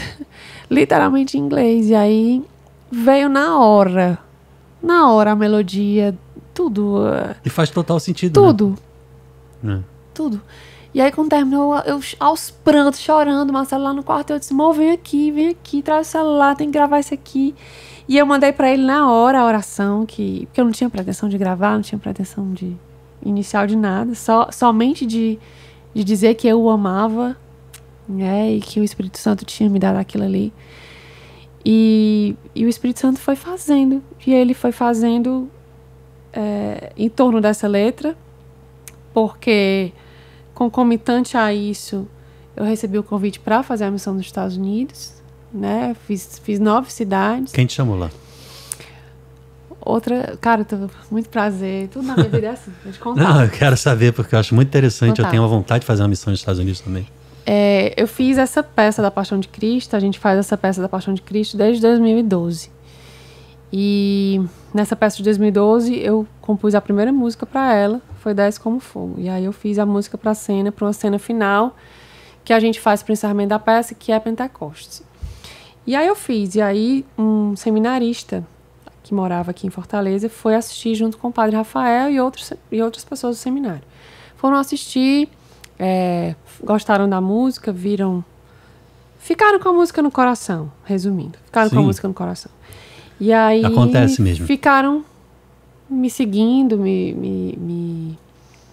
ficaram ali perto de mim. Tempos depois, o tempo passou. Nunca os conheci pessoalmente. Não conhecia pessoalmente. Ele pediu dispensa do seminário aqui em Fortaleza e ele foi admitido, né? Mandou para a França e mandou para os Estados Unidos. E aí ele foi admitido no seminário lá nos Estados Unidos para terminar, né, o período dele e tal, de estudo e tal, nos Estados Unidos. Chegando nos Estados Unidos, 3 anos depois, ele me escreve um belo dia pelo Instagram. Olha, eu conheci a sua música, tal, Desce Como Fogo, em 2012, na peça da Paixão de Cristo, tal, e eu tenho uma coisa para te dizer muito importante que eu mesmo não entendo, tal. Eu entrei, fui jantar com um amigo meu americano, aqui em Boston, e quando eu entrei no carro desse amigo americano, estava tocando uma voz que eu já tinha ouvido. E essa voz era sua. Interessante. E eu fiquei abismado, que é com o americano, eu conheço essa moça mora em Fortaleza, e ele estava ouvindo outra música do CD Crê, e ele não entendia nada do que eu estava falando, mas ele sentia paz, foi o que ele me disse, ele sentia uma paz muito grande, e conheceu sim. E ele, como é que a música transcende, né, o idioma, né? Transcende, gente. E aí ele entrou no carro, e eu disse, não, eu tenho que dizer pra ela. E aí disso surgiu uma amizade entre nós ficamos nos correspondendo, né, nos falando por mais ou menos um ano e meio. E aí ele disse, eu tenho um convite para te fazer. Eu quero que você venha para cá e quero que você faça uma missão aqui nas paróquias, a gente vai fazer um roteiro, tal. E eu já falei aqui com o bispo, já falei com o padre, já mostrei seu trabalho, já mostrei tudo, e eles querem que você venha. E eu fui. Eu e meu esposo, a gente fez 9... E as paróquias têm uma ajuda ministerial para ajudar você a fazer a missão? Como é? Tem. Ou você arca com tudo? Eles fui ajudam, sem saber o que foi, né? Eles pagaram a minha passagem para eu ir e eu ia ficar na casa das pessoas. Sim, mas isso faz como parte. Todo mundo, né? E tal. E foi uma experiência maravilhosa. Riquíssima. Só que eu achei que era assim. Só que eles pela generosidade deles e tal, o que é que acontece? Toda vida que você vai, eu não fui só cantar, eu fui pregar também, né? Em um movimento da renovação carismática, eu fui pregar. Aí preguei sobre o Espírito Santo, né? E no outro, eu fui fazer um momento de adoração. No outro, e assim foi. A gente foi rodando dessa forma. Não foi assim, o mesmo show em todos os lugares. Foram momentos espirituais diferentes, né? E aí, em todo lugar, eu levava meus CDs, eles compravam. Que é bom esse espontâneo também, né? Exatamente. E aí, eles passavam a sacolinha e tal. E aí, a alimentação a gente comia na casa das pessoas, enfim. Mas muito bom. Mas aí agora, esse assim. Foi o parênteses da história do você Gilson. Foi fazer uma missão, e aí? E aí, vamos gravar a música. Vamos gravar a música. E aí vamos fazer o clipe da música, porque eu quero fazer em homenagem a ele. Mas você domina inglês, só pra eu saber? Não. Mas até que você gravou bem. Eu me expresso bem, a minha pronúncia é boa, mas eu não tenho uma fluência. Por exemplo, meu marido tem fluência, eu não tenho uma fluência na língua. Conversar pra caramba, não, é muito difícil. É limitadíssimo. E português é muito diferente. Eu converso até certo ponto, depois eu passo pro Marcelo conversar. Mas as pessoas ficaram impressionadas com isso. As pessoas me perguntaram por que inglês, primeiro clipe em inglês. Eu disse, gente, eu não tenho que perguntar num momento como esse. Meu amigo vai morrer, meu amigo tá morrendo, a inspiração me veio. Eu quero deixar isso de memória. Memória para a filha dele, que vai sentir através disso aqui o quanto o pai dela era amado, né? Para a esposa, para ele. Por que não? Em primeiro lugar, porque só porque não tinha gravado nada. Você estava atendendo a um desejo, uma inspiração do Espírito Santo para que Deus te deu. Mas, além disso, isso pode ser o início de uma outra coisa para você, porque eu achei super interessante e vejo você fazendo isso. Eu imaginei você cantando italiano, por exemplo. Tem muito Amiga, da igreja lá. Eu confirmo demais. Continuar gravando em inglês, você já fez uma missão lá, tem conhecidos. E tem um material, por exemplo, eu tenho sentido um desejo muito grande de fazer esse ano 2 álbuns que ninguém me chamou para fazer. Um de Natal, porque já tem muito tempo que eu fiz um em 2012, e um de Salmos. E esse de Salmos, eu estava pensando que não deveria ser atribuído a um artista só, por exemplo. Fulano me chamou para fazer. Na verdade, eu quero fazer o meu álbum e chamar as pessoas, entendeu? E o de Natal também estava pensando em fazer assim. Então, eu acho que você tem muito esse clima por exemplo, de Salmo, essa coisa um pouco mais suave. E você poder usar... Você é um pouco meso-contralto, né? Então, assim, eu não sei se você é soprano, mas me parece que você é mais baixo.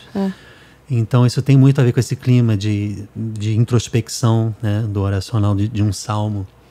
E imaginei muito. Eu queria ter te dito isso. É por isso que eu perguntei, você domina a língua e tal. Mas mesmo não dominando. Mais cantada. A gente aprende a letra e vai, né? A facilidade da pronúncia também. E seria bom aprender para você fazer missão fora. Já está marcada desse ano. Agora, no final do ano, eu tive uma reunião com eles. A gente já vai fechar a missão de 2020, vai ser em agosto. Como é que você faz com banda lá? É o pessoal de lá? São eles que acompanham. O pessoal de lá. Querendo me levar, eu tô disponível. Oba! O pessoal de lá, e a gente vai fazer diferente dessa vez. Da outra vez eu saí viajando, a gente foi até Nova York. E dessa vez, as pessoas que vão, a gente vai fazer se fosse um retiro, né? Uma coisa assim. E a gente vai fazer a programação e tal. Eu fico muito grata pela confiança deles. Sabe o que é que mais me encanta? É o que eu te falei. É a forma como Deus... É a pedagogia de Deus em mim. Pronto, você me deu uma palavra. Eu me encanto. É o sabor dessa providência. Eu jamais... se eu pudesse pedir uma coisa a Deus, é não perder isso. É não perder isso. Sim. O outro que estava assistindo, que falou, que viu, que chegou, que entrou no carro do americano, que ouviu minha voz. Nossa, é maravilhoso. Gente, isso nem tem valor, não tem.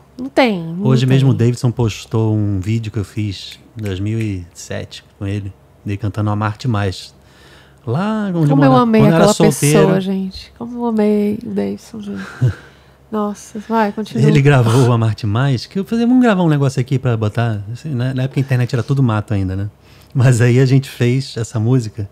E é interessante porque eu não conhecia, por exemplo, o André na época, ninguém.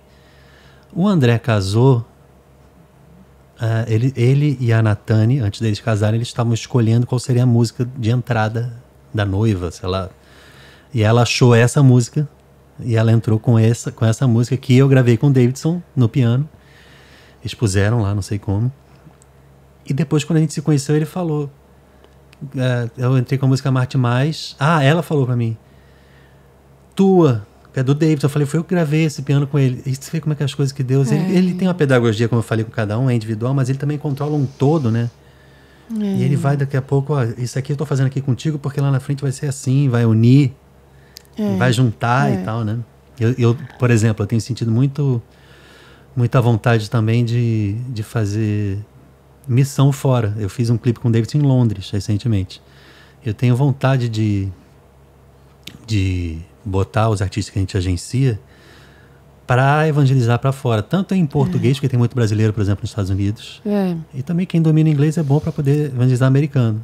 Exatamente. Isso que eu dou força pra você, entendeu? Por isso que foi importante a música em inglês. Porque quando eu cheguei lá, por mais que você vá, por exemplo, fazer a missão para brasileiros, mas os brasileiros têm contato com os americanos e convivem ali naquele celeiro ali que eles estão inseridos. Então, foi muito importante importante. Foi muito importante. Outra coisa é evangelizar ao largo, é a universalidade da evangelização.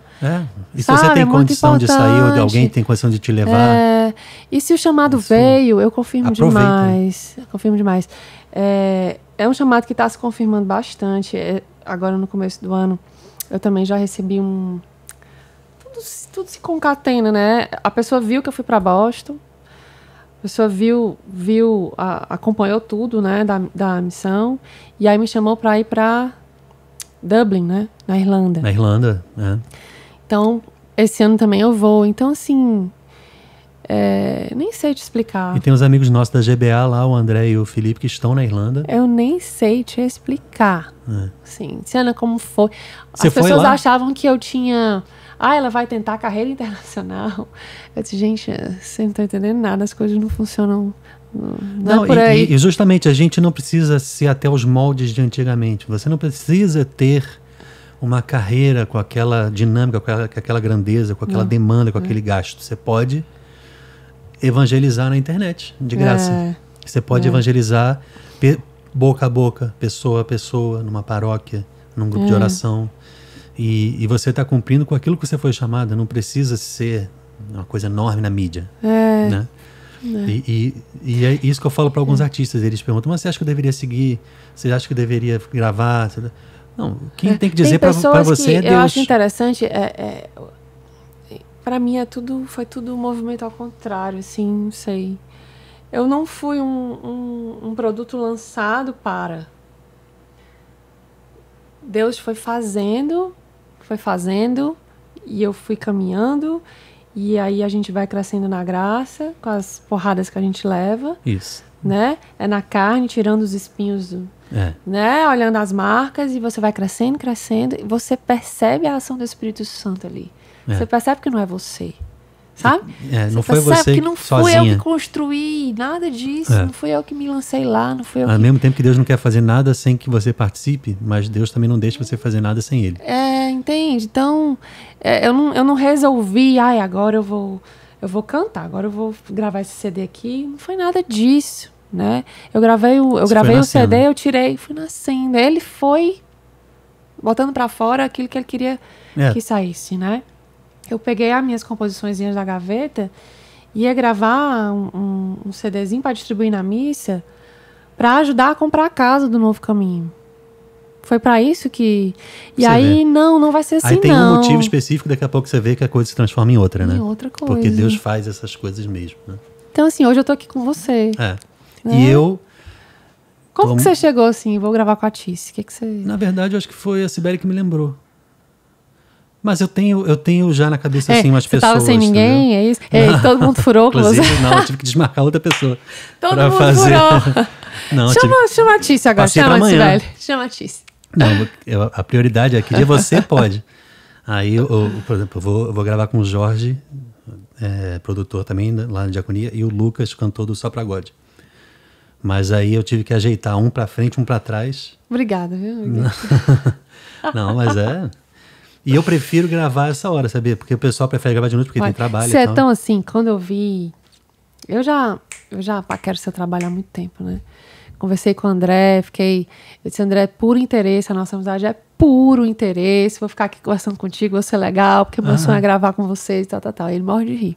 Mas vamos gravar? Não, vamos gravar. Eu acho que esse momento aqui foi um... Nada impede nada a gente fazer um trabalho juntos, né? Eu acho. Eu te conheci hoje, né? Então, é justamente isso que eu ia falar. Legal. A gente vai se conhecendo de verdade agora, a gente se falava oi e tal, não sei o quê. Mas é legal. E foi bom te conhecer mesmo, de saber quem você é, como é que tá o teu coração no teu trabalho, né, na tua missão. E essa coisa da música em inglês também me inspirou muito a me dar força também a fazer alguma coisa. Bem, a gente faz algo junto nesse sentido, né? Tanto para cá, um trabalho para cá, mas uma coisa que possa se falar também para fora, porque eu tenho também esse apelo de sair desses muros.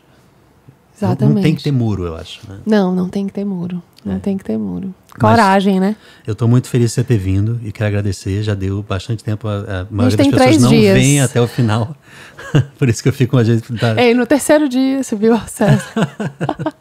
Mas E a gente, assim que eu abrir a próxima sala, a gente pode marcar uma nova um novo episódio aí, se você quiser. Ai, olha, pra mim vai ser uma alegria. eu amei, como eu tava falando, quando eu vi você mandar a mensagem, eu disse, meu Deus, eu mostrei pro Marcelo assim, olha aqui, só pra você ver,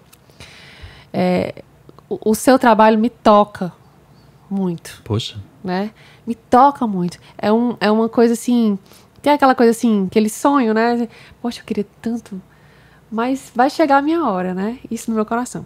Aí quando você mandou, eu disse, olha que coisa legal, olha como Deus é lindo. Olha aqui quem me mandou uma mensagem pra eu gravar um vídeo com ele e tal. Você nem tem noção, né? Você nem tem... Não.